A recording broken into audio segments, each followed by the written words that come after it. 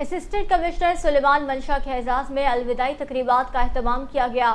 شہر کی سیاسی و سماجی شخصیت محکموں کے سربراہان نے نیک خواہشات کے ساتھ الوداع کیا۔